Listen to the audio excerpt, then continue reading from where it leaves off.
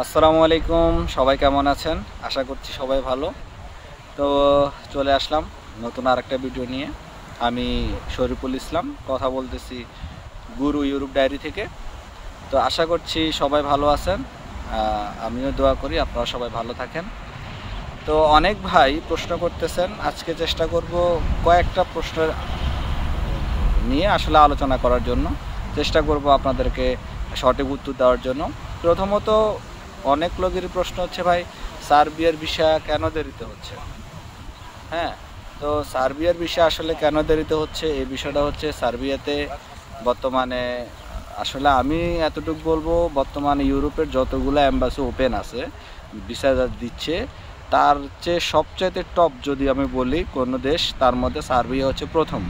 আমি যদি বলি যতটুকু আমার কাছে তথ্য আছে, প্রায় যদি আমি পিছনে 15 দিন আমি যদি হিসাব করি, মানে গত 15 দিন আগে থেকে আজকে পর্যন্ত আমি যতটুকু জানি প্রায় 80+ ভিসা ডেলিভারি অ্যাম্বাসি স্টাম্পিং কোর্সে ডেলিভারি দিছে, যতটুকু আমার তথ্যে জানা আছে।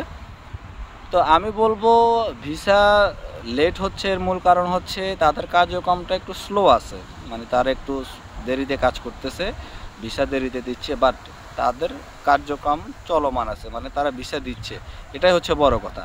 এখন যারা অ্যাপ্রুভাল পাইছেন বা এম্বাসিতে পাসপোর্ট জমা আছে, আমি বলবো ধৈর্য ধরেন, ইনশাল্লাহ আপনারাও ভিসা পাবেন। কারণ এখানে অনেকে আবার প্রশ্ন করতেছেন যে ভাই আমি তো ভিসা পাইছি, কিন্তু আমার তো ম্যান পাওয়ার হচ্ছে না। আসলে এখানে দুইটা বিষয় কাজ করে, একটা হচ্ছে সঠিক তথ্য কিনা যে আপনি ভিসা পাইছেন। হ্যাঁ, এটা হচ্ছে মূল কথা। আপনার ভিসা যদি সঠিক হয়, ইনশাল্লাহ আপনার ম্যান পাওয়ার হবে সর্বোচ্চ 5 দিন, 7 দিন, 10 দিন এর মধ্যে আপনার ম্যান পাওয়ার ক্লিয়ার হয়ে যাবে, এতে কোনো সন্দেহ নাই যদি আপনি ভিসা পান। হ্যাঁ, আর যদি দেখেন যে আপনি ভিসা পাইছেন কিন্তু আপনার ম্যান পাওয়ার করতেছে না আপনার এজেন্সি বা ঢিলে করতেছে, তাহলে বুঝবেন যে আপনার আসলে ভিসাটা সঠিক না। হ্যাঁ, এটা হচ্ছে মূল কথা। আবার অনেক ভাই বলতেছেন যে ভাই আমি ভিসা পাইছি, ম্যান পাওয়ারও কমপ্লিট, কিন্তু আমাকে ফ্লাইট দিচ্ছে না। তো এক্ষেত্রে আমি বলবো এখানে দুইটা বিষয় কাজ করে, একটা হচ্ছে এজেন্সি, দ্বিতীয়ত হচ্ছে আপনার কোম্পানি। এখন এজেন্সির যদি কোম্পানির সাথে কোনো প্রকার সমস্যা থাকে, লেনদেনের সমস্যা থাকে, ঝামেলা থাকে, সেক্ষেত্রে আপনার ফ্লাইট হইতে দেরি হবে। আর সেকেন্ড হচ্ছে কোম্পানি হয়তো আপনার কাজের ব্যবস্থা করতে পারতেছে না, বা কোম্পানি চাচ্ছে যে আপনাকে আরও দেরিতে ফ্লাই করার জন্য, এই জন্য আসলে আপনার ফ্লাইটটা দেরি হচ্ছে। এতে ঘাবড়ানোর কিছু নাই, এজেন্টের সাথে যোগাযোগ রাখেন। হ্যাঁ, ইনশাল্লাহ আপনার যদি ম্যান পাওয়ার কমপ্লিট হয়, ভিসা পাওয়ার পরে ম্যান পাওয়ার কমপ্লিট হয়, ইনশাল্লাহ আপনার ফ্লাইট হবেই। বাট হয়তো বা এই ধরনের সমস্যার কারণে আপনার হাতে একটু বা দেরি হচ্ছে। তৃতীয় বিষয় হচ্ছে অনেকে আবার প্রশ্ন করতেছেন, ভাই আমি এই কোম্পানির পারমিট পাইছি, কোম্পানিটা কেমন? আসলে ভাই পারমিট দেখে কোনো কোম্পানির বিষয়ে কিছু বলা যাবে না, আসলে কোম্পানিটা সাপ্লাই নাকি ডিরেক্ট কোম্পানি বলা যাবে না। বাট আমার এই নিয়ে একটা ভিডিও আছে। বাট আমি এতটুকু বলবো যে কোম্পানি সার্বিয়াতে বলতে গেলে 95 থেকে 97% সাপ্লাই কোম্পানি। আর সাপ্লাই কোম্পানি ছাড়া সার্বিয়াতে ভিসা খুবই কম হয়ই না। দুই একটা ডিরেক্ট কোম্পানি আছে, বাট ভিসা রেশিও খুবই কম। হ্যাঁ, তো এই জন্য বলবো যে পারমিট দেখে ভাই সাপ্লাই বা ডিরেক্ট এটা বোঝার কোনো ক্ষমতা নাই, এটা একটি বিষয়। আবার অনেক ভাই প্রশ্ন করতেছেন, ভাই আমার ভিসা পাইছি, ভিসাটা একটু চেক করে দেন। আসলে এখন পর্যন্ত ভিসা চেক করার মতো কোনো ধরনের সিস্টেম বা কি বলে অপশন এখন পর্যন্ত আমরা পাইনি বা আমাদের হাতে নাই।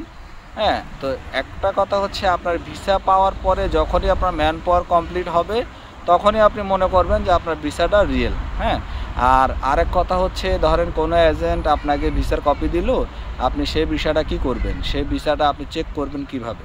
এর দুইটা অপশন হচ্ছে, আপনার ভিসা পাওয়ার পরে অ্যাম্বাসি থেকে আপনার পাসপোর্ট বাংলাদেশে আসতে সর্বোচ্চ 5 দিন, 7 দিন বা 10 দিনের মধ্যে বাংলাদেশে যখন চলে আসবে, আপনি নিজে গিয়ে আপনার পাসপোর্ট খুলে নিজ চোখে যখন দেখবেন যে হ্যাঁ আপনার স্টিকার লাগানো আছে, তার মানে ভিসাটা অরিজিনাল, ফেক না।